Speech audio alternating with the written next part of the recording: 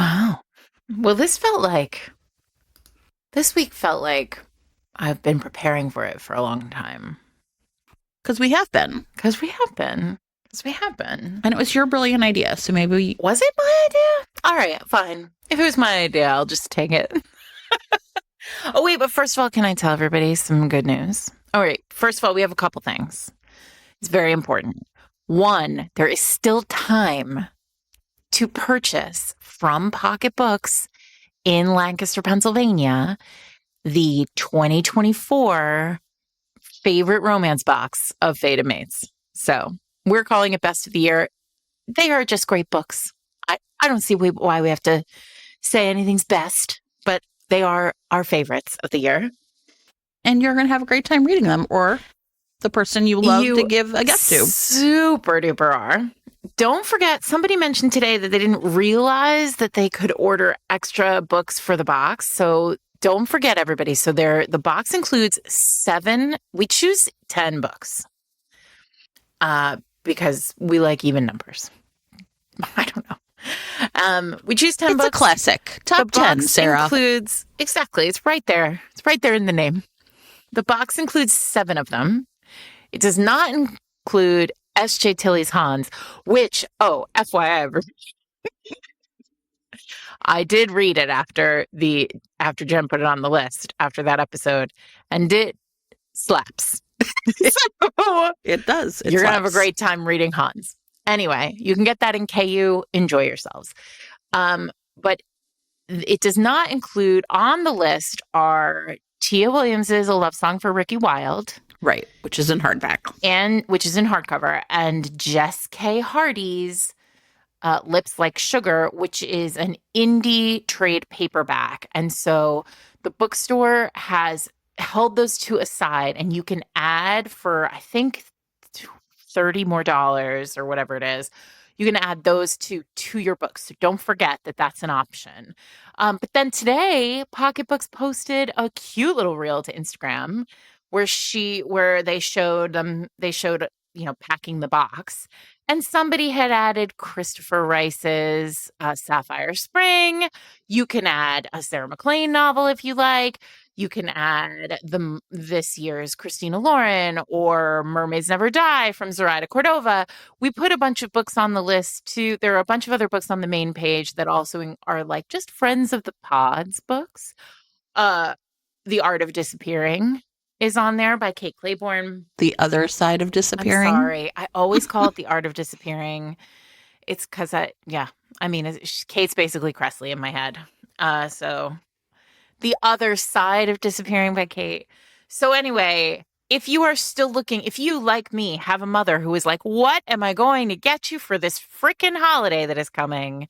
Say, Mom, go to this website, fatedmates.net/best-of, and buy the box. As always, we do not take any money from this box.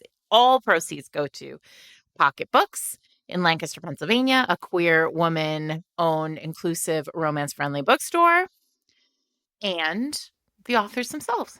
Sure. So that's fun. Exactly. Anyway, tell your loved ones to buy you this box, or buy it for yourself, or buy it for someone else. Or buy it, and then you have 10 books to just give away. All of those options are great options.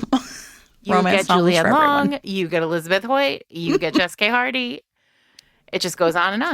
And then save Hans for yourself. Well, that one's on KU. Exactly. So you have to they're already snuggled up with it. They pressed pause, and they went to read about that wild man. They'll be back I went from in a few hours. Hans to then I read Nero, and then I was like, well, I'm going to take a little break. So then I moved over, and You're back those to of you Odette. who've been with us for a long time know that I don't know, what was it, last year? Yeah, you had you went on a tear. Sometime last year I had a bad day. And I found Odette Stone's hockey books, and I just read them all, like one after another. And then I stopped when I got to the Mafia version, because I was like, it's too much. Like, hockey player into Russian Mafia. And now I'm like, listen, I'm having a bad day. So I'm now reading all those Odettes. I'm so proud of myself for like being abstemious last year, for really like holding back. A plus. Amazing. Anyway. That was great. Here's the other thing I will say, which was really fun, which is here in Chicago, there is a local WB. The local NPR station is WBEZ. And I was on with Sonali Dave and Bryn Donovan was on Fun. like a lunchtime show called Reset. And like that, like 20 minutes of us talking is available as like a clip on there, like on, essentially on iTunes or a podcasting app of your choosing. So I'll put that link in. I think it was really fun and it was like a fun conversation and I just thought that's cool. So I was slightly famous at lunchtime here in Chicago. In Chicago. Welcome everyone to Fated Mates. I'm Sarah McLean. I read romance novels and I write them. And I'm Jennifer Prokop, a romance reader and editor. Okay, Sarah, tell them about your brilliant idea. I don't remember it being my idea, but I am going to say it is. It was her idea, everyone. Y'all, we've never done this before, and it's 7 seasons in. It's rare that we find something that we've never done before. We're like, we've never done this before. Well, we've never done a debuts of the year. And it feels like it's like it feels like an important piece of the puzzle. Listen, we see what's happening out there in discourse, romance discourse on all of the places. I know y'all want us to talk about historicals, and we're gonna, but not today. Not today. But here's the thing.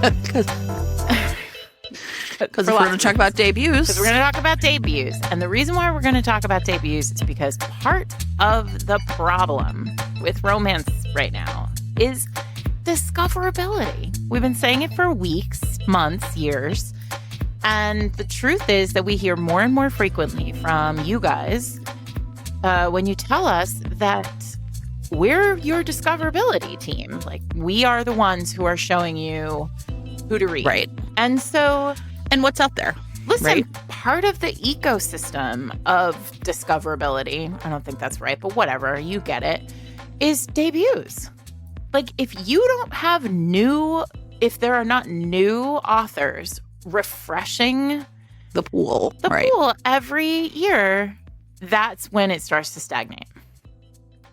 Now, it's not that we obviously have never talked about debut authors before, right? Like, things rise up and, there are books everyone's talking about, but we were really like interested in trying to see like broadly what was out there. Now, I want to like a couple caveats. This episode is going to only talk about traditionally published romance. And that is not to say that we are not interested in debut authors who are self-publishing, obviously, but it's a little bit of a harder lift. It's like there's no, like, basically Sarah emailed the publicists at every house and was like, hey, who are your debuts? And then they sent us a list and we were like, okay, send those to us. And they did, which thank you to everyone who participated in that very fun activity, right? But I think that is a lot harder to do, right? With it is with hard. indie, right? It's yes. Just So I think we're going to have to like sort of think. So if you are an indie author yourself, or you have you're self-publishing a debut, reach out to us, or like reply to us on a social media feed, and like maybe we can kick around some ideas for like how we could do indie debuts or whatever. But here's the other thing, Jen. I only came up with this idea like 2 months ago. So that's the other thing. That's also a problem, that's true. Right? So listen, now that we know, I really enjoyed this as an activity. And so, oh yeah, me too. And now I'm like, I have a bunch of authors who's now like, I've pre-ordered a bunch of second books. So I really enjoyed this as an activity, so I want to do it again next year. And next year, my plan is to send that email to the publishers in January and say, please remember that at the end of the year, we do a debut romance episode. Yeah. Send us what you got. You have a debut author, send it to me. So this is us saying to you, if you are out there and planning to indie publish your first romance, please send it to us. Yeah. Or at least let us know it exists. So anyway, like that's, I just like kind of caveat, like, yes, Sarah came up with this brilliant idea later, but it was a lot easier to be like, what'd you publish this year, than have us sift through the mountainous haystack that is Kindle Unlimited. I have a second thing that I think happened. Okay. I think, and this is hard to do always, but I tried to choose only true debut authors. This is their first book. There were some romance debuts that I had on my pile that snuck in. And then I like looked them up, and they had a number of books in other genres. Yeah. Well, and I think we're going to mention some of those people, maybe like a romance debut, right? It was like tricky. I think that's the other thing. Like, what is a... Yeah, I'm very happy to reference those. Right. Too, what constitutes a real debut? I think the other thing that's worth saying is we were like, we don't mean it was self-published in 2023 and then picked up by a trade house. And that was the other thing we told the publishers. Don't send us something that is debut print. Yeah. So we were, and again, I think we tried. We tried. I think keep it tight. It's not exactly, it's not as easy as it would seem, maybe. So basically what we're going to do is just like run through these, talk about our experience reading them. One of the things I will say, one more thing. Meanwhile, I'm like, we're done talking about the parameters. We are not. We love a parameter. I love a parameter. I know you do. God, well, it is genre. Fine. It's genre, Sarah. That's the whole point. Okay. That's the whole point. Give me some fucking parameters. My God. Here's one other thought, or I was thinking, is when we do the episodes that are like, here's what's coming in the fall, or here's what's coming in winter, which we'll do in January, we're really just sort of like, hey, this is coming. It looks good. We have not read it. We really read these books. Yes. Right. So it wasn't, there are other debuts that, but like essentially we sort of read, and then we each ended up picking like 6 or 7 that we wanted to talk about, that we just thought were not just that it was a debut, but that it was like a really terrific, great debut. So if you know of a debut that we didn't mention, obviously it just, for whatever reason, it's not just like a list. Yeah, we can't read. I mean, I had something like 30 books or 25 books on my list. Right, exactly. It was 2 months ago, so I did not read all 25 of them. I did pick. Yeah, exactly. So I guess I just want to say that too. Like, we're coming from the ones I like the best. Yeah, we're coming from the experience of 10. Like we are recommending books we really enjoyed reading. Mm-hmm. Oh, right, not just it was a debut. And FYI, there are at least 2 that I'm saving for a later episode. Oh, see, smart. Because I was like, oh, that fits in the debut, but it also fits in this other episode. It also will fit somewhere else. So see, we have a schedule, you guys. We are professionals. Listen, season 7, we've really come online. Listen, lucky number 7, all of a sudden. Somebody asked me a question the other day about episodes, and I was like, oh, yeah, we're doing that in February. And they were like, how impressive. And I was like, I know. You were like, we We are on it. Oh, I love it. What a feeling. Meanwhile, we still haven't read Judith Ivory's The Proposition, which has been our read-along plan for months. Well, I probably am going to be listening to the audiobook of that on my drive to the Lily Library. I'm going to go see that. I'm going to go see that romance. A couple Chicago romance friends and I are going down to the Lily Library this weekend to see it. Well, it was last weekend by the time you hear this. And you know what? That's a lot of time in the car. And I will be listening to a rat catcher, apparently. Are you going to make all of them listen to it too? Unfortunately, I have to drive later in the day than they are because I have to go to work that day. Sometimes I'll play hooky. There's the entire middle school is out at a conference practically. There'll be 9 subs in the building on Friday. They're like, somebody needs to be running the show. And Jen. if I was like, hey, guess what? I'm going to leave and go to the romance exhibit, I'm pretty sure I would no longer have a job. So I will be at work and driving in the evening. Okay, Sarah. So you want to start? Do you want me to start? I think you should start. And then we'll name check a few at the end that we have mentioned on previous episodes, maybe here and there, but that are also debuts that we enjoyed, but like we're not going to really fully talk about. Otherwise, we'll be here for 700 hours. This week's episode of Fated Mates is brought to you by Lydia Lloyd, author of When the Viscount Wanted Me. Historical remains delivering, Jen. I don't know what else to say about it. Here we have the Viscount of Tremberley. You can call him Trem, like tremendous. I will. And he is sort of out having a perfectly fine time, minding his own business, and he overhears the drunken Earl of Hartley claim to have bedded Lady Henrietta Breminster, which is not great for anyone because Lady Henrietta happens to be Trem's best friend's little sister. So he is furious on his friend's behalf, on her behalf. How could anybody possibly besmirch this lady's reputation in such a way?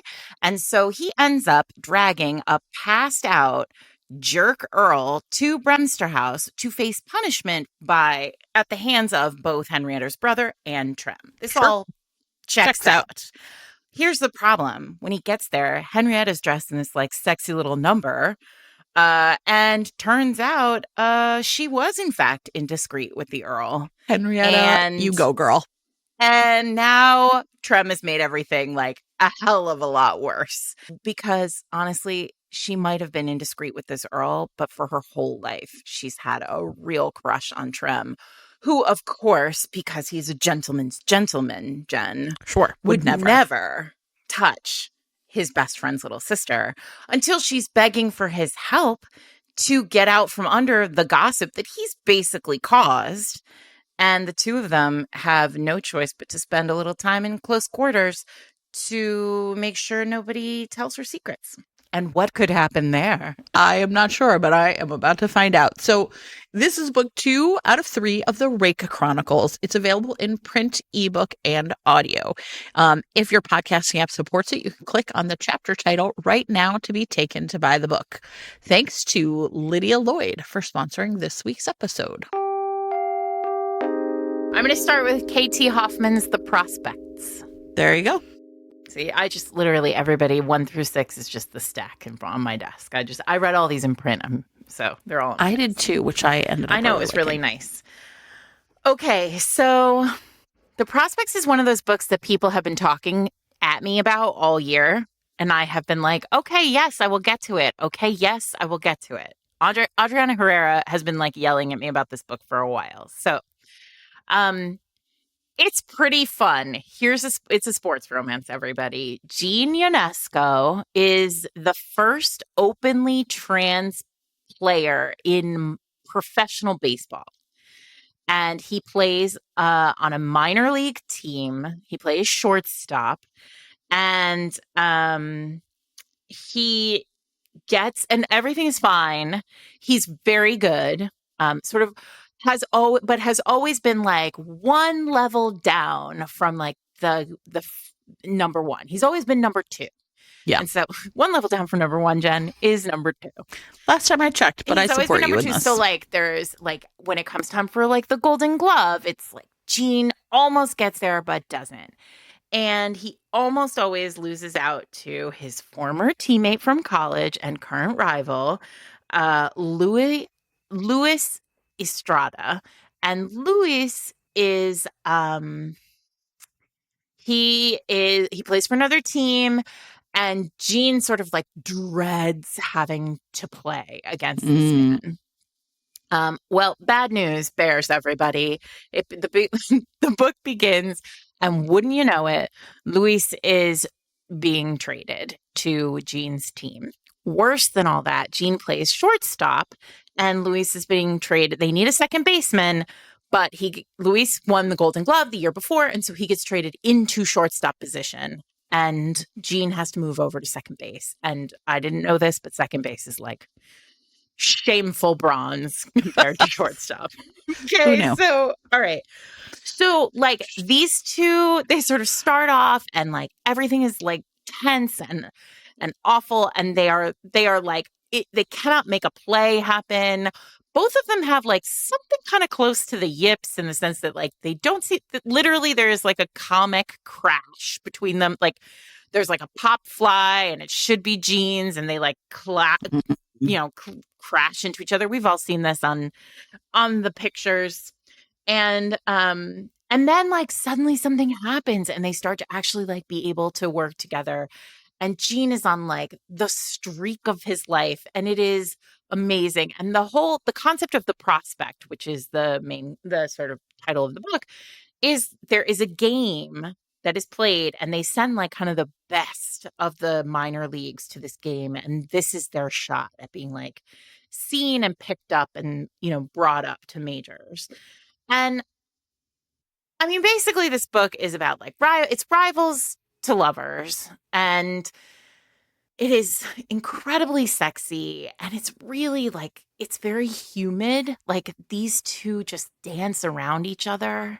Mm-hmm. And there's this kind of past, there's it's this like complex identity thing where like, who were they in college? Who are they now? How are they going to, how do they work? It's a workplace romance too, right? Like it's, how do they work together? And then there is this like, there's this sense of like, they're both good at the game. And there's this prospects game that they're both brought up to.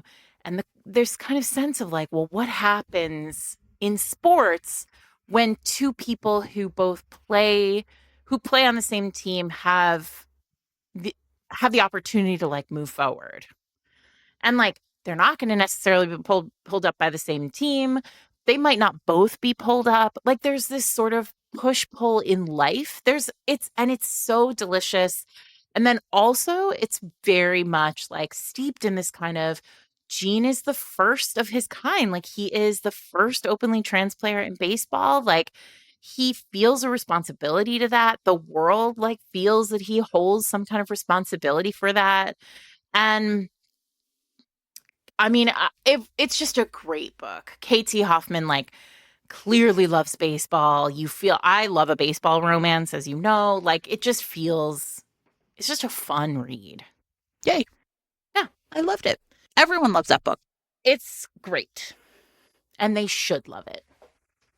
Terrific. Okay, well, since you started with a sports romance, I'm going to go to a sports romance, which is It's Unsteady by Peyton Corinne. And the thing about this book is it's a hockey romance. It's like one of these college hockey romances, which I am predisposed to like kind of to skip, right? This is not my cup of tea usually. And so one of the things though that I was really drawn in by is like, I think if you're like, if it's well-trod romance ground, I'm really interested in how it plays against type. And so the beginning of this book, Reese Koteski, who is like the golden boy. His father was an NHL player. His parents were happily married. He's, like everything is perfect for this kid. He's filthy rich, right? Everything. He suffers a brutal hit during a hockey game, and gets a really bad concussion. And so much so that he is essentially like afraid of being out on the ice again. And this happens at the end of the semester, right? And so he then, goes home, and like a lot of this happens off page where like it picks up essentially like a couple of weeks before his senior year of college is going to start. And he like his parents, sent him to a sports therapist and, all this stuff. But he just cannot get past his PTSD almost, right? His trauma of the injury and how scary it was. And so what happens is his dad has, like essentially like the keys, he's like a rich NHL player dad to like a kind of like by the wayside community center ice rink. And Reese is like going to sneak in there in the mornings before anyone's there and essentially like train himself to be on the ice again. And what he finds there instead is one of his college classmates, a girl named Sadie Brown, who is a figure skater, and she like sees him having a panic attack, and she like works there because her family is essentially like, she's on full scholarship, like she's like the exact opposite, right? Her scholarship is tied to figure skating. She is essentially caring for her two younger siblings, one, oh, like two brothers, one who's like 12 or 13 and one who's 5. And it takes a, and the thing that, so anyway, like what I really liked about this book was, first of all, it's just like very atmospheric and moody, which I feel like you do not get in a lot of romance. Like the writing is very like evocative of a kind of like stillness for these two, where like everything around them is going so fast and they just like want to hang on to each other. But also like just, I don't know how scary it is to like be on the verge of adulthood and already have more on your plate than you can handle. So anyway, school starts, right? He's trying to hide what's going on. He finds out like stuff about her reputation. She actually is like pretty comfortable using sex as a way of just like toning down her like anxiety and feelings, right? Like there's class issues. And I just found it, I don't know, I was really impressed with this book. Like it's definitely like angsty, moody, melodramatic almost at times. But I really found that I felt like it really captured that, like I said, that feeling of like being on the cusp of adulthood. Yeah. And really and finding someone who feels the same way you do, even though you on paper like have nothing in common. Right. Yeah. So anyway, it's great. It's called Unsteady. And I was really impressed with this debut. And I think it's a TikTok book based on the number of Amazon reviews. It's like one of those books everybody's probably read and heard of, but I really enjoyed reading it. Okay, so I'm going to stay with sports, although I'm moving us slightly out of sports. So I want to go to Gabriela Gamez's The Next Best Fling, which we talked about in the in a review, like a sort of overview episode. But I read it finally, and I had a great time. So Marcella, who is a plus-sized librarian queen, is our heroine, and she is very in love with her best friend, Ben. Like very in love with him. And that's not great because Ben is getting married to Alice. And it's gonna be rough, this whole thing. Because Ben and Marcella have been friends for a million years, and she loves him so much. And she sort of has this like fantasy that someday he'll like wake up and see her. But the reality is that like now this is happening. Like he is marrying Alice. And the reason why, and so she is sort of like resigned to this. She goes to the engagement party. So there's an engagement party, and she goes to the engagement party, and she overhears Ben's older brother, Theo, who is a former NFL player, like basically professing his love to Alice. And she's like, oh shit. This is gonna go bad. And she sort of comes around the corner and discovers that like he's not talking to Alice. He's like hyping himself up. Oh no. Like kind of himbo style. To like tell Alice how he feels. Like basically to say, I thought I could go sow my wild oats because he is a full reputation. Like has slept with everything that moves. Has like when Marcella is thinking about him, like the description of him is the first time Marcella ever met Theo, he was drunk, and like he is now drunk again and about to do something fully awful. So she like throws herself on the sword and is like, you cannot do this. And he's like, no, but I have to. Like this is my last chance. And she's like, motherfucker, no, you cannot do this. You are going to ruin everybody's life. But there's this great moment, Jen, where she's like, but if I let him, right, he'll ruin the wedding. Yeah, he'll ruin the wedding, and I'll help Ben pick up the pieces, and Ben will need me enough. I mean, like it's a really powerful moment that we've all sort of been in, like where you're like, you're in a relationship. Listen, and it's not just romantic relationships that are like this. Friends are like this too, where you're like, well, I don't know that they like love me, but they need me, and that feels like the same thing. Anyway, so she's like, no. She brings him home. She like puts him to sleep on his couch, on her couch, and she's like, you got to dry out. Problem is, there's like this big meddling family involved, and they have seen that like the two of them went home. And then there's this kind of sense of like, oh shit, now she can't explain what happened because then that'll unravel everything with Ben and Alice. So they have to fake it. Yeah, of course.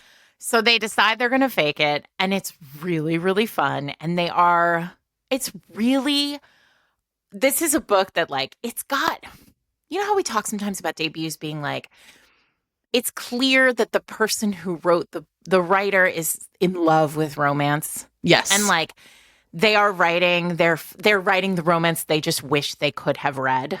You know, it feels like that. It's like this woman who wrote this book, Gabriela Games, it feels like she wanted to write a plus size girl who gets the like hot NFL player who like thought he loved someone else, but actually realizes that like whatever feeling he had for that other woman is now like nothing compared to how he feels about her. To, like, right. The like tsunami of feelings that he feels for her. It's really fun. And like it will deliver that sort of very raw romance feel, like the essence of like what's great about all of this works. And so it's great. And like, you know, there's even the moment where like Ben kind of gets pissy with her because he's like, why would you be with my brother? And you get this sort of edge of like, is Ben jealous? Like, or is he being, you know, is he just jealous because he doesn't want anybody else to have her? You know?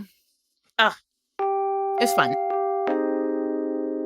This week's episode of Fated Mates is sponsored by Pippa Grant, author of The Worst Wedding Date.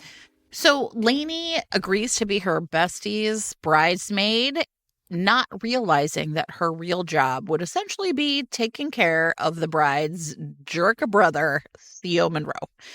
And she and Theo have been butting heads since they were little kids. And she just knows, like, I just want her to have a perfect day, like, as any friend would. And so Theo, though, is a real chaos agent, right? So he shows up. He doesn't have somehow they have to share a hotel room.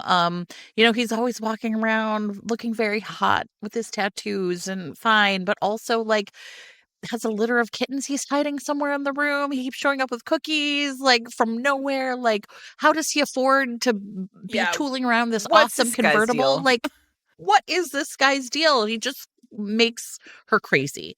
And yet she cannot help but, once they're spending all this quality time together, realizing that maybe there is more to him, that it's attraction between them, not just frustration and irritation. So there's a lot of questions she has about all of Theo's big problems and feelings. And I think, you know, no better place to let it all hang out than an island wedding. If you have read Pippa Grant before, you know she really nails the romantic comedy. This one is perfect if you love enemies to lovers, best friends, brothers, good girls and bad boys, opposites attract, possibly a little seasoning of himbo, but definitely a lot of seasoning of he's got a secret. Then this book is for you. You can get The Worst Wedding Date right now in print, ebook, audiobook, or with your monthly subscription to Kindle Unlimited. In special podcasting apps, you can click on the chapter title right now to be taken to buy the book. Thanks to Pippa Grant for sponsoring this week's episode. I am going to go to something with a kind of similar vibe, I guess, which is the like save me from myself kind of vibe, I guess. Mm-hmm. So this is The Kiss Countdown by Etta Easton.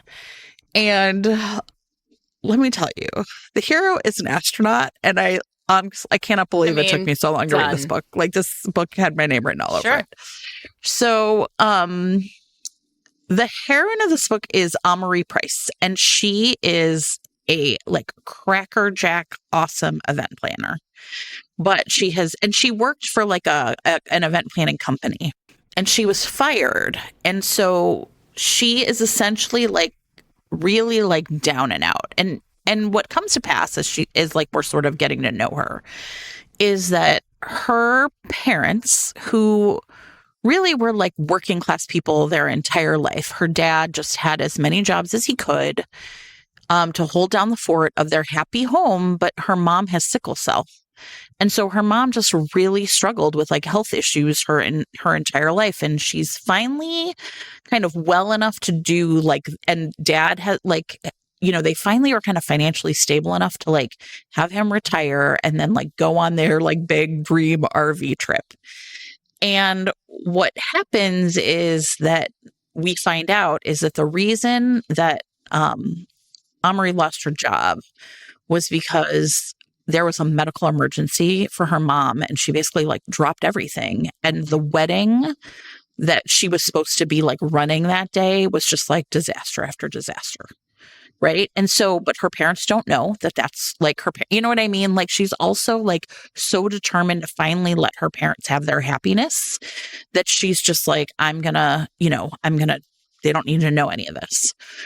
At that same time, her kind of boyfriend who she was with for a long time broke up with her, kind of telling her that he thought she was like spending too much time with her mother. And she was like, you are literally a garbage human. My mother was so sick. Like, what the fuck? Right. So she's just like down and out in every way. And she has had like, she has like her best friend lives in the same apartment complex and they go to the same coffee shop for breakfast. And they've like kind of run into this guy a couple of times. This is the hot astronaut, right? His name is Vincent Rogers. Big Steve Rogers like we've done this on the episode before, where on the podcast before, where I've been like, if you are out there in the world and you know an astronaut, would you just let us know? Like, just let us know that you know. Like, you don't have to name them or anything, but like, just be like, I know a fucking astronaut, right? I feel like that's like a made up job. Well, that's what I loved about this book so much, right? No, it's amazing. So anyway, one morning, her ex-fucking boyfriend is in the coffee shop with his new girlfriend. Your ex-boyfriend that you're dating an astronaut. No, listen, she's not dating this guy, right? She's just like spilled coffee on him once. She just spilled coffee on him once. But the ex-boyfriend is there with his new girlfriend, and she just like cannot stand the humiliation. And so she's like, there's Vincent. And basically, as it turns out, he does what any good romance hero would do, and and he's like, "Yeah, this is my girlfriend." I'm an astronaut. It turns out that his parents have been like completely dogging him, like, "Why don't you have a girlfriend?" And so it works for him too. So they basically agree to like fake date. But even it gets better. He is going to go to space, Sarah, for months.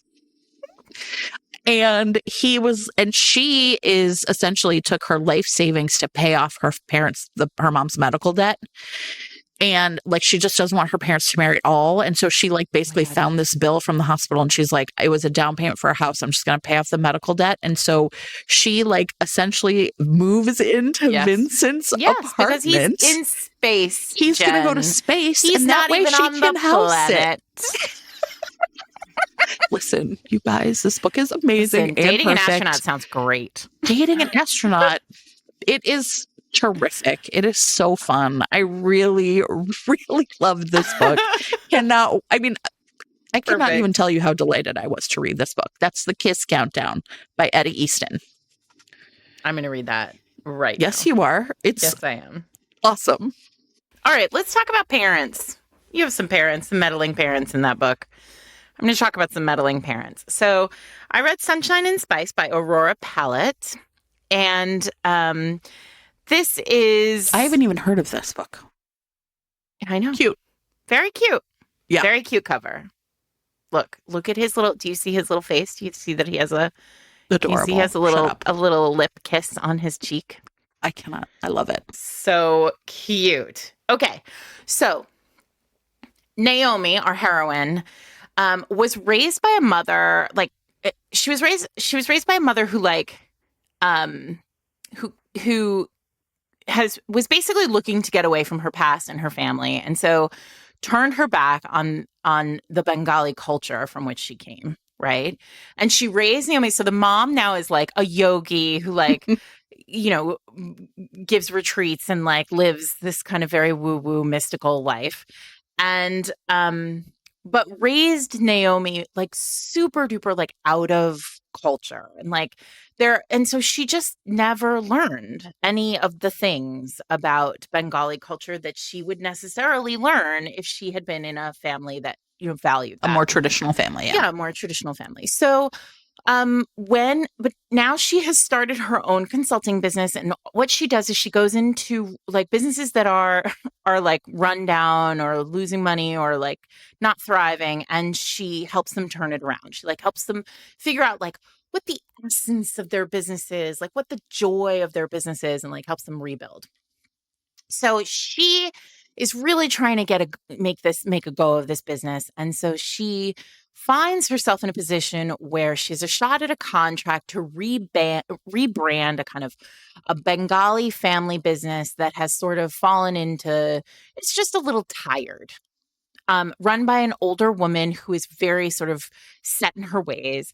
And this older woman sort of brought her in for the interview thinking she was like tied into the culture. And Naomi realizes very quickly, like, if she doesn't figure out like more about herself and her identity and her culture, she's not going to be able to make this work. Like, she's not going to get this contract. And even if she does, she won't be able to like succeed at it.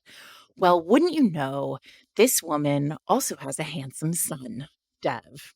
And Dev has a problem, which is that this woman who is set in her ways is also set in the ways of my son better get married as soon as frickin' possible. So she has this like whole plan to arrange a marriage for him, and he does not want anything to do with that. So he realizes very fast that Naomi has a problem and he has a problem. And what if they pretended that she was his, like, that he was basically courting her, essentially. And in exchange, he'll give her lessons in Bengali culture.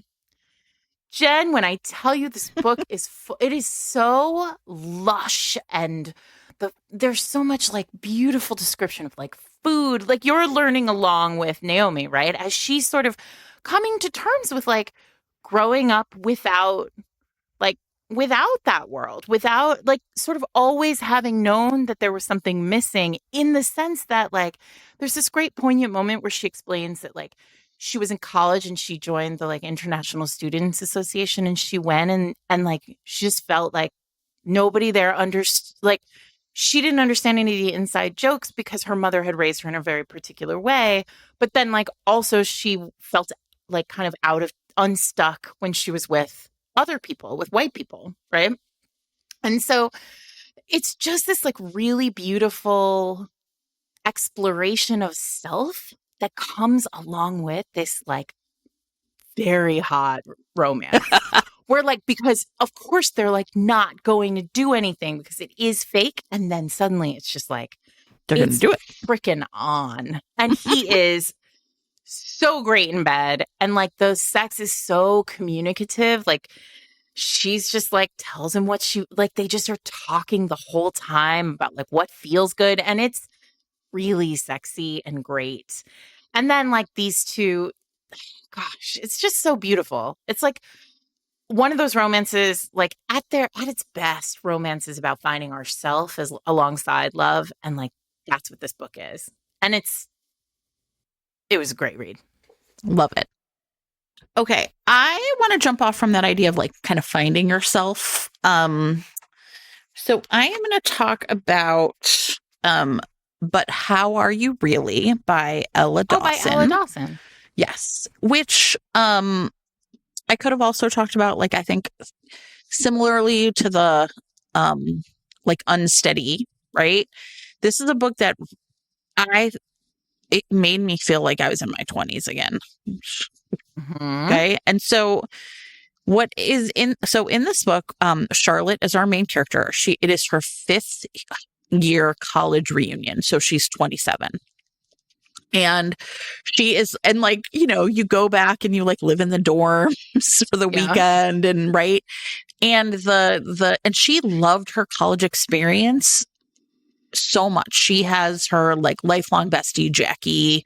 They like met, you know, kind of freshman year, and just like were thick as thieves the entire time. And, but Ella is like, even so, Ella is like an assistant to a guy at like this like front end publishing or whatever, and he is just like the CEO. He's just a total jackwagon, Hmm. and it's a real Midwestern. If you're in the Midwest right now, you know exactly what I mean, and if you aren't, I don't know how to explain it to you. Except he's just a total jackwagon. And what happens is he was also a graduate of this college. And he is going to give like the commencement address, and she's there to like kind of be there with like the 5-year group, but she's also like on the clock for her demanding asshole boss, right? Well, what happens is she goes back, and it's really a struggle for her because she has this job and she can like pay her bills, but she doesn't love it. She's hoping to transfer into like sort of the art, like kind of doing project managing for the art department. Like, so she has her eye on kind of the next job. And she just doesn't feel successful compared to all of her friends. Right? You know, either they're in long-term relationships or they have a house or they have a dog or, right? And, you know, so she's just like she's like the silent sufferer. It's like one of my old school counselors used to say, like, that is Charlotte. She's a silent sufferer. And once she gets back on campus, like, she's like so happy to be there, but it's also really fraught because she runs into Reese, who is like her kind of boyfriend senior year, after she broke up with was in like almost a abusive relationship with another guy, and they broke up, and she sort of drifted into this relationship with Reese, but she was young and she couldn't really explain what happened to her, and they had like a really big kind of almost like falling out at graduation where she just like walked away from him and like never saw him again. And I think one of the things that I really loved about this book is sometimes when you get those second chance romances, it just feels like you're not really sure why they didn't work out, right? And they will now. But in this book, you're really sure why they didn't work out. And it's because Charlotte herself was just not ready. Yeah. Right. And it really felt like, I don't know, it just really like, just like I felt like Unsteady captured that sort of like, I'm on the cusp of adulthood feeling. I felt like this captured like the malaise of like your middle 20s when you're like constantly just feeling like you haven't done enough and you're not sure. And like there's all these ways in which it's rooted in the experiences you had in college and coming out of college. But it's like, how do you move past all that? And so I just thought it was, and you know, Ella is a great writer. I really enjoyed the writing in this book. Kate uses the phrase prose forward for that, right? You know, it's just like really, really well done. There's like a really funny part where, you know, she's constantly thinking about when they were in college, they had, I don't know if everybody's seen, there's like this mood wheel, and it's like a color wheel, but it has like moods attached to it. And so she's doing this thing where she's constantly like calling people colors. And it just like really worked for me. And I just found, and you know, at the end, it also felt like, I don't know, there was a way in which it was like sort of like a cathartic, like ending of like a Dawson's Creek type show too, right? Where like the bad guy gets his comeuppance and the good guys win. And, you know, like it really hit a lot of those buttons of like a perfect romance, like her relationship with Reese. And a big, really poignant part of it was her finally being able to tell him what she had gone through with that boyfriend before and how sorry she was for leaving him the way she did, right? It's single point of view. I mean, Reese himself, I think, was not as well formed to me, but Charlotte is such a strong character that it really like carried me through. And I really felt like her journey of kind of realizing like, I need to be a better friend and I need to like live the life I want, not just like pay my bills. And what does that look like? I thought it was terrific. I really loved it. So But How Are You Really by Ella Dawson. This week's episode of Fated Mates is sponsored by Book of the Month. So everyone, the best thing about Book of the Month is that it's going to offer you a curated selection of really fun books that you might not have, you know, come across your your eyeballs otherwise. And in this case, one of the books I selected this month is called I Might Be in Trouble by Daniel Ailman. Love it. In this book, and again, I want to say like the premise just sucked me right in, right? So basically, it's David Alvarez is an author, and he had it all, right? A six-figure book deal, a loving boyfriend, an exciting writing career, right? His debut novel was a huge success. His second book was a total flop. And so now he's just like really struggling, and he, goes out one night, he meets a very handsome man, they get drunk, he comes back home, wakes up the next morning, and he's a little hungover and a lot shocked to find that his one night stand has died in bed next to him. And now, what would anyone do in this moment? I'm not sure, but I know what David does, which is he calls not the cops, everyone, not 911.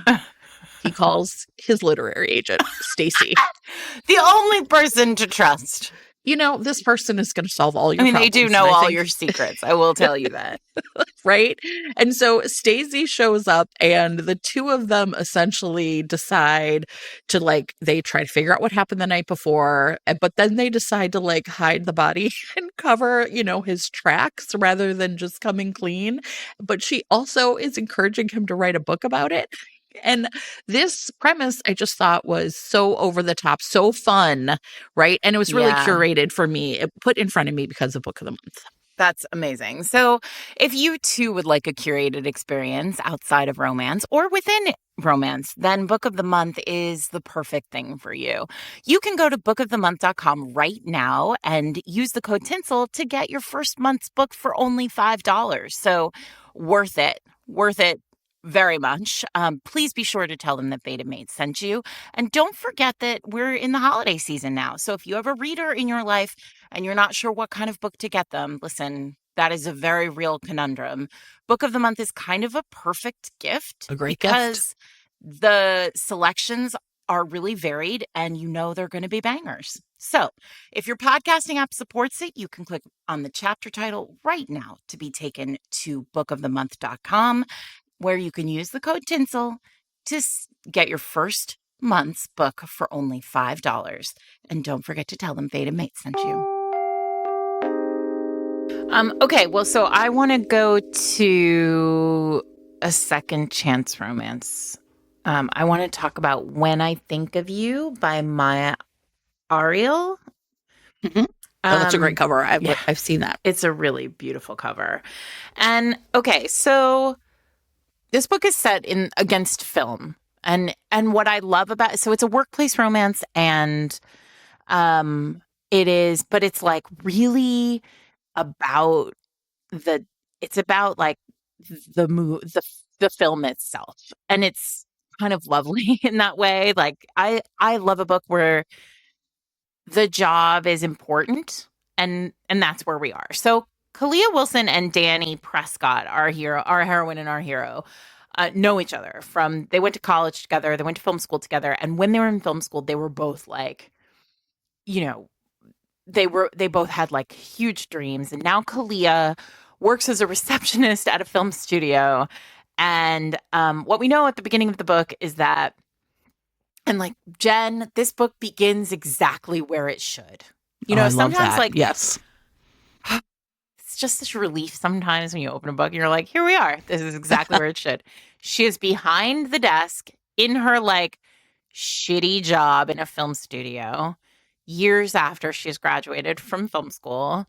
And in walks this handsome man who she instantly recognizes from the past.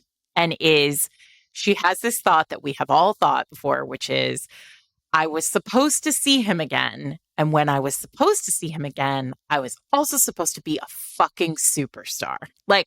I was not supposed to be a receptionist behind this desk who in the moment is then told that there is a strange rodent-like smell coming from one of the conference rooms, and could she go check it out? It is mortifying. Anyway, Danny is here. He is an up-and-coming director. He is young. He's a wunderkind. he's got a movie that is guaranteed to be an Oscar contender. And like within literal pages, like he has recognized, clocked who she is and offered her a job on the set, right? Okay. And basically said, you are not supposed to be back there behind that desk. You're supposed to be doing film work, and I want you to come do it with me. And like, it's pretty great. And all of a sudden you're like, okay, what's happening? Right? Because that's established right away. And then you're like, wait, what book am I reading? Jen, this book is so beautifully done. So it's okay. So it's a few things. It's a second chance love story. Maya Ariel gives you this sort of the little glimpses of what's happened in the past. Like there are these really deeply, deeply romantic flashbacks like to these two together. And it is so clear that they should have been together from the beginning. And like things went wrong. They had like a one night stand that like went fully south. He said some stupid things. He did some stupid things. She took off. Like there are misunderstandings from the past. Like all of this stuff is just sort of this rich there's this rich layered backstory that you get in really it's really thoughtfully dropped through the story. And then on top of it, she uses all of these like kind of found texts. Like, so, and what I mean by that is there are like notes that were written years ago that are found. There are there is an email that is like one of the most romantic emails I've ever seen. You know what I think about all the time? That Meg Cabot being like, everybody likes to be a creeper on other people's relationships. And that's why I was like, yes. Right? Listen, if you love that whole thing, that like real vibe, there's like pages of a script of that he's written the script. The script is based on his parents' relationship, and like how the challenges of his parents' relationship during a time like full of racism. And then it's so you see pages of the script. It's just so beautifully done. And so aside from like all these little like things that are dropped through the book that make it feel very fresh and exciting to read, it's also just like really bright storytelling. It's got a straight shot of conflict that makes me feel like maybe Maya Ariel just like read a ton of like category. Love it. Growing up, like this is an author who like innately knows how to like pull the string tight.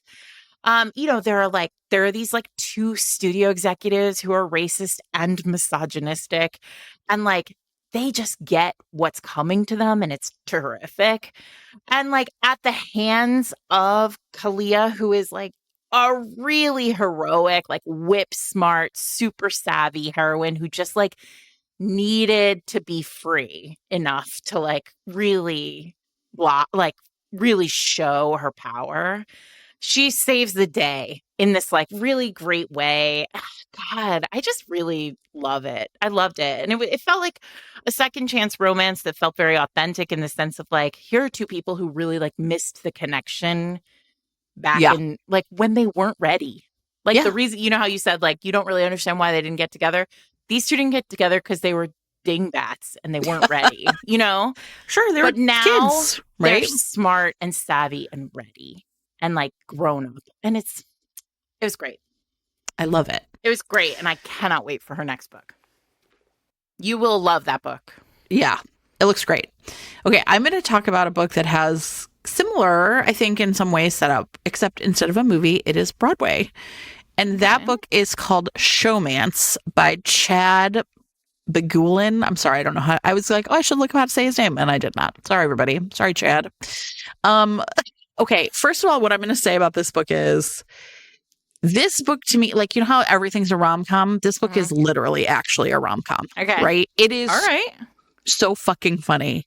And basically, the book starts, and our narrator and our main character is Noah. He is it is the opening night of his Broadway musical based on King Lear in space.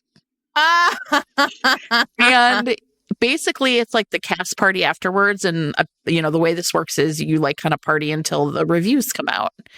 And then you just hope for the best. And he is there with his boyfriend, who is also his agent. Uh-huh. And I keep wanting to call this guy Colin, but I think his name is something else. Because he doesn't really matter that much. Okay. So anyway, I mean, he does. Chase. The reviews are not only not good, Sarah, they are show closing reviews. Yeah. They are. Your show was open for one night and now closed. Space. Yes. It's a musical about King Lear in Space. So as literally the worst review from the terrible New York Times critic who Noah's like, this woman hates me, comes in. He gets a phone call from his mother back in Plainview, Illinois, which is like closer to St. Louis than Chicago, that his father is in the hospital and he's had like a heart attack or something. And so Chase and Noah like go to this small town, and Chase is kind of like, you know what, this is actually going to be good for you. You should not be in Manhattan right now. And then they get there, and the whole thing is just like a fucking kick. Like, it really is the closest I have ever gotten to like, I'm reading a Hallmark movie. Okay. A deeply funny Hallmark movie. Okay. So they get to this little tiny town, and it turns out that Chase has told the like Plainview community players, which is like the theater that Noah discovered that he loved the theater in, that they're going to like put on his show. And he is like humiliated. He's like, what are you talking about? Like, first of all, like, no, I'm humiliated. It closed on Broadway. And these people, you know what I mean? He's just kind of honestly kind of a brat about it. And his mother is like, Noah, like, these people have loved you your entire life. They're the ones who like, gave you your love of the theater. This is like your high school English teacher. And here's the part though, that is like, honestly, so Chase goes back to Manhattan.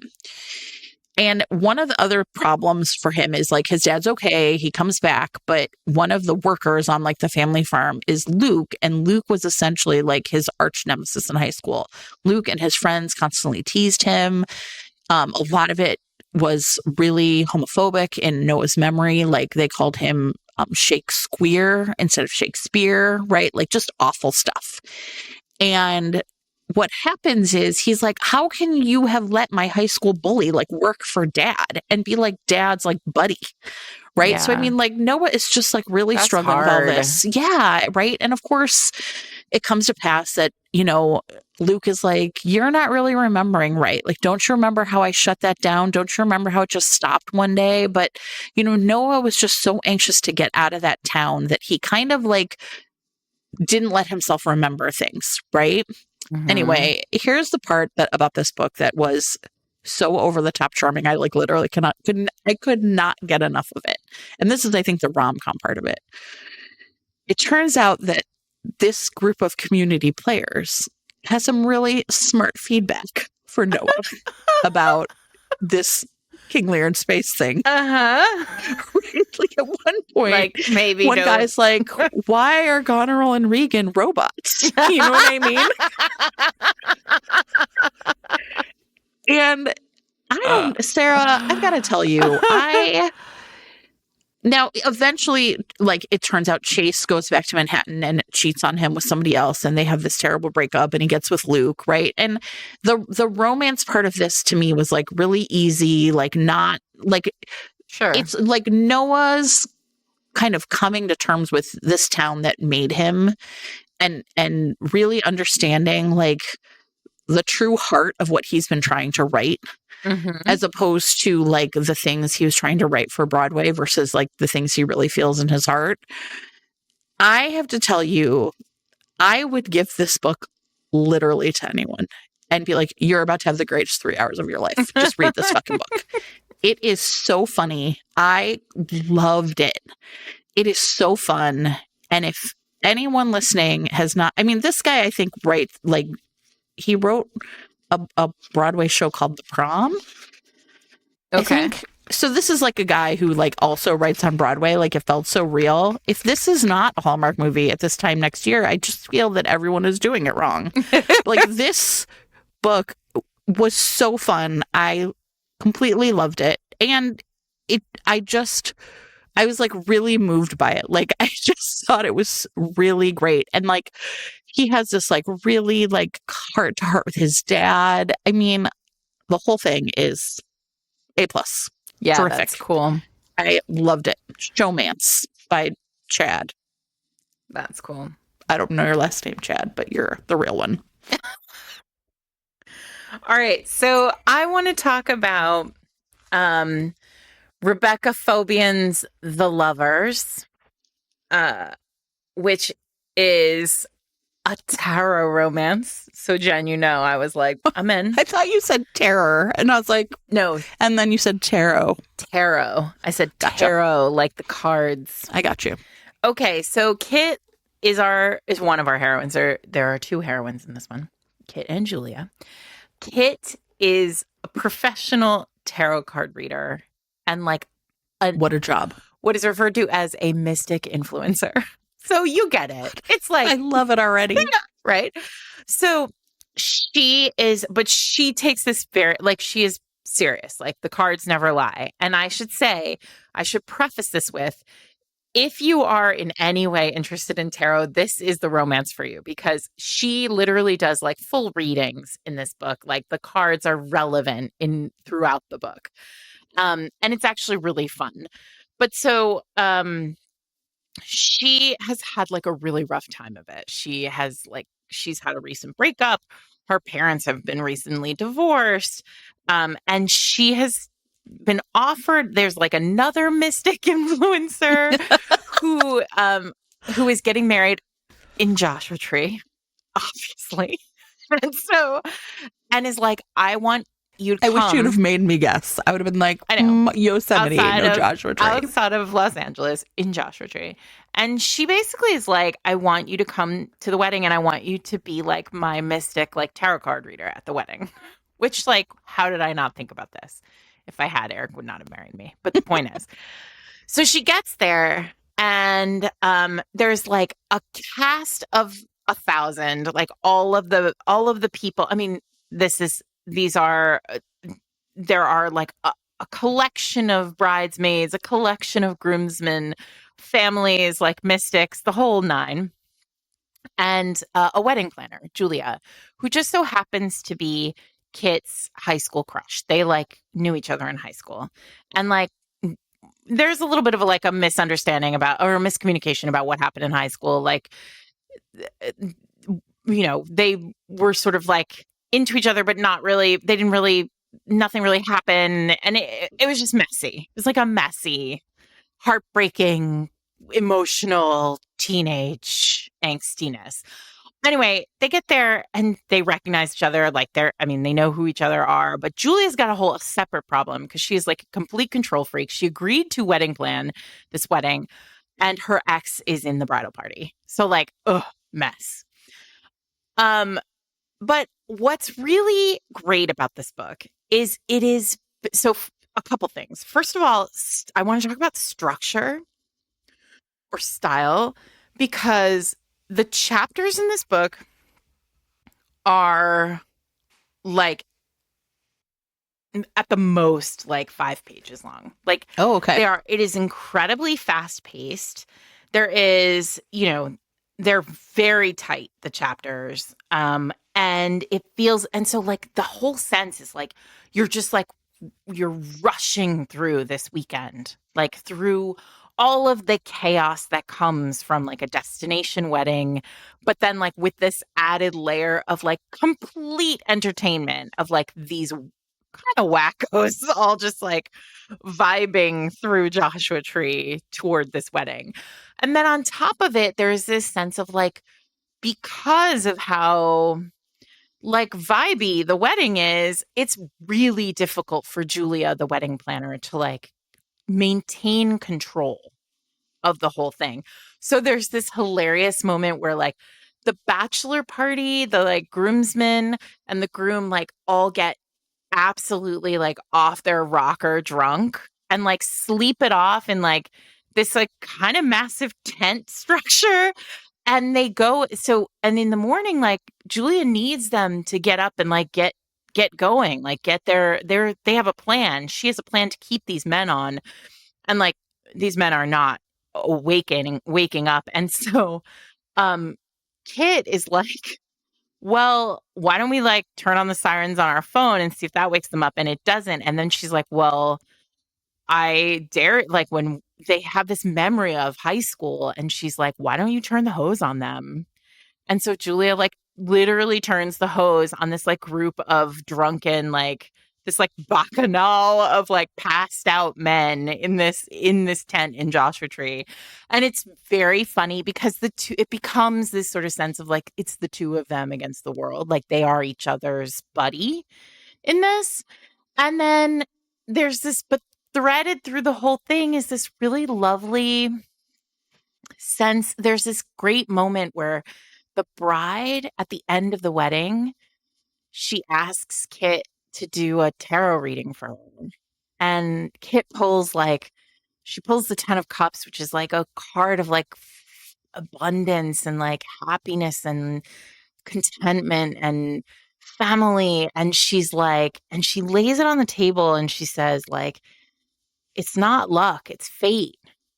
And there's this beautiful, I had this moment where I was like, God, that's such a romance way of like talking about it. It's such a romance theme. Like it's not luck that we find each other. It's fate. Like happiness isn't luck. It's fate. Like it's all just written in the stars. And I just had a lot of joy reading this book. Like it's yes, it's romantic and there are lovely romance moments, but there's also just sort of it's like a broader, bigger book in the sense of like, it just made me think. It made me feel.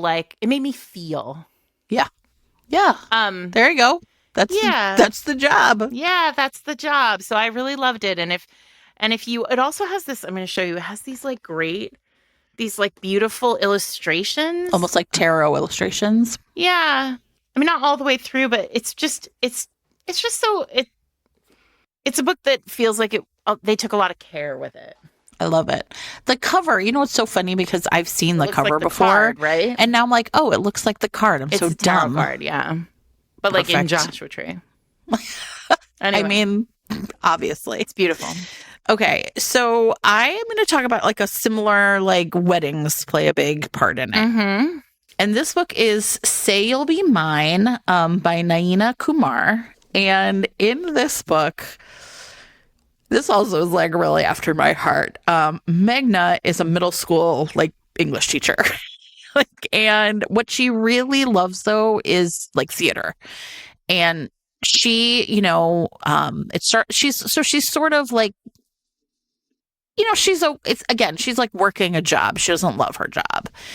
And so basically what happened is in college, she had this best friend named Seth, and they were like writing partners and like just like clicked on every level. And then like at one point they like dated for a few months, and then he just was like, okay, we're done with that now. And she really like isn't quite sure why, but she's sort of so agreeable that she couldn't quite figure it out. And I think one of the things that's really interesting is I think it's a really a smooth trick. And I think that I think Ella Dawson does it a bit. And I think even Etta Easton does it a bit, but for sure here too, where you as the reader, like through the narration, see the things that like the characters cannot. And so she and Seth are still like really close. But it turns out that like he's totally using her as like free copy editor and free writing service. And you know what I mean? And like she's like doesn't even kind of know what's going on. Well, he calls her up and tells her that he's getting married. And she is just like floored. Like she kind of really was thinking that at some point they would get back together.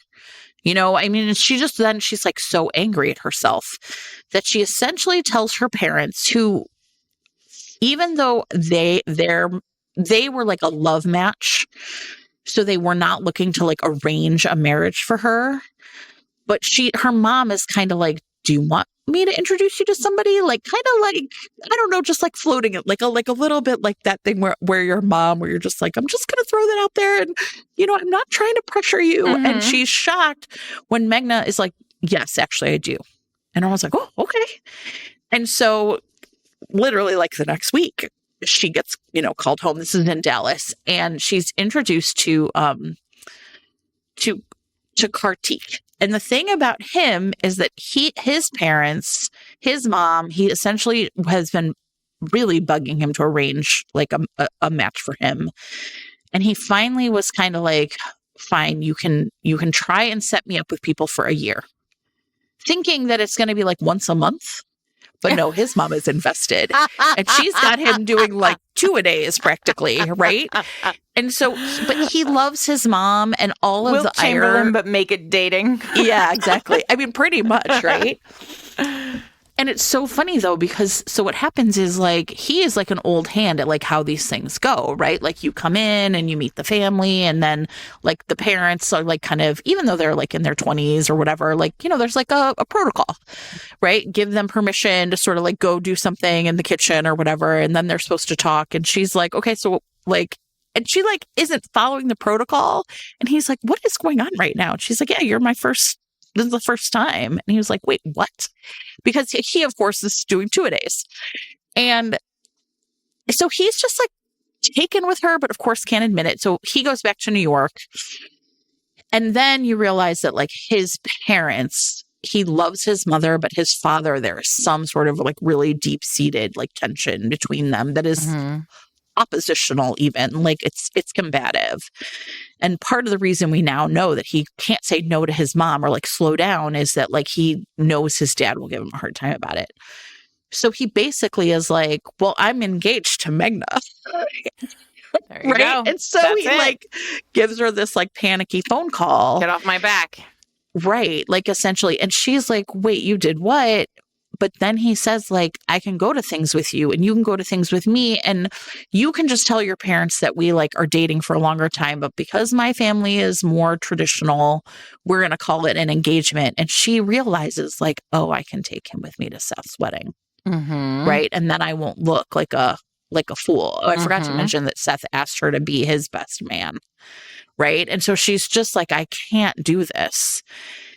Then it's just, I love this book. It's great. Like, it's also like, I don't know, like her lifelong best friend is also about like kind of in the process of getting married. And the first event they go to as a couple is her friend's engagement party. And she goes off looking for her friend and finds her kissing her brother, like Megna's brother, right? And so she's like, wait, they've betrayed me. And like, how long has this been going on? And, and it's just like she feels, I think, really alone. And then through these like organized things they've agreed to go with each other, like, right, he comes to Dallas for this event and she's going to go to New York and meet at his boss's retirement party, and they're going to go to Miami for Seth's wedding. You really get the sense of like how through these like dates they've agreed on, these times to spend together, they really get to know each other. It is one of those reads where you're like sitting down and reading and all of a sudden you're like 100 pages in. That's how this book was for me. Awesome. Just like a nice, smooth ride. Nice. So that is Say You'll Be Mine by Naina Kumar. Okay, I want to talk about family and responsibility. That'll be perfect for my last one. All right, good.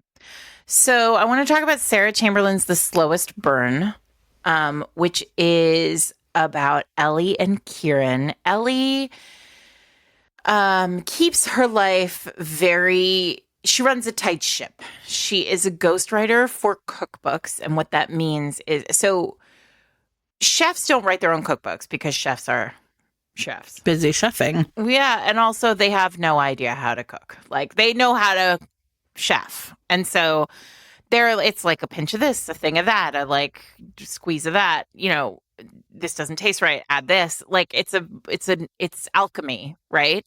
And so most chefs have cookbook writers who are ghostwriters who just come in and like do the job. That's her job. And she has kind of a dream of writing her own cookbook eventually. But for now, this is her job, and she needs it because she was widowed 3 years ago, and she continues to live in the home with her in-laws. And she is really she feels deeply responsible to them. Like, there is her mother-in-law will never recover from this loss, and there is just a real sense of like her husband died and now Ellie is responsible for them, right? Like responsible for their happiness, which is impossible to achieve, but also like their well-being, and she couldn't possibly leave them because it would, destroy them. And so like she has a very sort of small universe life. But she gets an opportunity to write a cookbook for essentially like a guy who became like, he might have won a Top Chef like competition. And he's got a restaurant, and he's got a publishing deal, and they want him to write a cookbook. He's like this cracker, like firebrand of a chef. He's clever and funny and quick-witted. He has like severe ADHD, which is making it very difficult for Ellie to write a cookbook for him. Like, he won't stop. He is like in constant movement. He doesn't want to sit down and talk about a cookbook. He doesn't want to have anything to do with like the minutia of the cookbook or the steadiness required to write a cookbook. And she is like, I cannot follow you around a kitchen. They are complete opposites who, like, the moment, I mean, this is a pure for Sarah moment. The moment they start to like actually talk about food, start to realize like there are little sparks between them. So they fall for it's called The Slowest Burn. It is an incredibly slow burn, this romance. Oh, with that title, you would think so. Yeah, sure. I mean, promise of the premise. But there is and so like basically like they start working together, they start spending more time together, they become really intense, they become really into each other. And like it starts to become very clear that these two are perfect for each other in like a million different ways. But Ellie still has this like, is so beholden to her in-laws and to like that life that she had and the life that she thought she was going to have before her husband died, right? And it has one of Jen's favorite microtropes in it, where like there is a dinner where he goes and he meets the in-laws. And like it all comes to a head in this like really powerful emotional moment between like her mother-in-law and her, and Kieran like kind of stepping in, but like knowing that it's not his place, that like whatever is happening here is too complex for like him to walk in on, but wanting her to know that he sees what Ellie really wants and like wants to help her get there and will support her and believes in her. And it's just a book. It's a book about two people who would not be perfect for anybody but each other. And it's a book about two people who like truly end up seeing each other and wanting each other in like a really deep, like on a bone deep level. I love it. Yeah, it's lovely. Okay, so I am going to talk about The Spy and I by Tiana Smith. Of course, I got the spy book because I like a spy book. Nice. This to me was like a really breezy, fun read. And I feel like there's like two different kinds of spy books. Okay. So there's like the super intense, intricately plotted, you know what I mean? Like, I don't know, John Le Carre or whatever vibe. And then there's like just like beautiful people blow things up. And that's what this one was. And it really, I don't feel like it was like, this is one of those romances where like it does what it does really well. It's not like revolutionizing anything. It's just taking like kind of spy tropes and like just really delivering us the goods. And so And it also, at the beginning, I think a big hook for me was it reminded me a lot of a really great old movie called Sneakers, Oh, I right? love that movie. Right? That movie is great. And in that movie, their job is like they're a bunch of like ex-CIA or whatever spies, is they like break into like kind of like hack companies, like essentially to see where the weaknesses are, right? So it's like a company's like, here, tell us where our weaknesses are by trying to break in, right? And that's what our main character does. Her name is Dove Barkley, and she is essentially a hacker. And so it starts off with like her hacking, and you're like, ooh, what's she doing? Well, it turns out that she's like, been hired by this company. I think it's a friend of hers who owns it or works there to like kind of see where their cybersecurity is lacking. Mhm. And as she's like wrapping up this job, she gets a call from her sister, and like they're going to meet for drinks later. And like, and it turns out that her sister is just like super extroverted, and Dove is like really introverted, far more comfortable with, like her computer and, like all these like, ones and zeros than she is with people. But she does have to stop on the way. Like she has like a afternoon appointment with a reporter who is, doing this, some big, a big article, and like essentially Dove is like one of his people he's talking to, and she has this great conversation with him. And then she's going to go like meet her sister at this bar. Well, when she gets there, she has a very strange interaction with like someone who comes up to her and tries to give her a strange suitcase. And then there's like gunmen in the restaurant. So she like runs out. And of course, who is there waiting on a sexy motorcycle but the reporter? Perfect. Who, of course, a is not reporter on a motorcycle. Right? He's not a reporter, Sarah. His name is Mendez. And he is her sister's partner, and they are spies. Perfect. And of course, she had no idea, right? And her sister is missing. No notes. Of course, right? I mean, like, exactly where this is going. Her sister's missing. They have to work together. They have to work together. Dove has to pretend to She's be her get sister. On that motorcycle. Right? Yes, of course, right? Get on a wrap plane, those go legs to Prague. right around him. Right? Because, see? Listen, you intuitively understand. You're picking up exactly what this book is putting down. I think this is one of those things, like all these debuts were so fun to read because they really were like the first one. You poured everything you love into that book.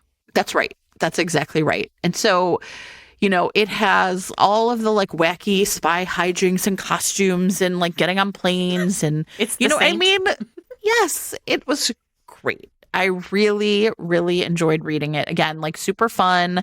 It's not like it's like super heavy. Like, they're the bad guy that they are after. His name is Holt. And, he's got some sort of information that his sister, her sister has been trying to get a hold of, and, yada, yada. So basically, I loved it. And the second book, which is called Mr. Nice Spy, is also out. And I am super excited to read that as soon as this one is, as soon as we're practically off this episode, I'm going to go read the next one. So that's called The Spy and I by Tiana Smith. It's got a great cover. It's really fun. Well, we talked about, we wanted to just do a little name checking. Yeah. I feel like I should point out that Rules for Ghosting, which is in the best of the year, which I put on the best of the year list and is in the best of the year box from Pocket Books. Again, you can go to fatedmates.net/best of and order that box. Shelley J. Shore's Rules for Ghosting is a debut, and it is in that box. I liked it so much that I put it on the list. Yulene Kang, who was on the podcast much earlier in the year, had her debut out this year. That's called How to End a Love Story. Nora Dahlia, who wrote Pickup, which was on our Over 40 episode, also writes literary fiction under the name Nora Zelvansky, but that's a debut romance. And then Isabel Kamal, whose Temple of Persephone I talked about earlier in the year. This is a historical and also a debut and self-published. That one's self-published. Okay. I want to just remind you of two other ones I really liked this year. Both of these, I think we talked about on the like fall reads episode, but I had not read them at that point. One is I'll Have What He's Having by Adib Khorram. This is the first adult romance from a very well-known YA author who wrote Darius the Great Is Not Okay. In this book, we have a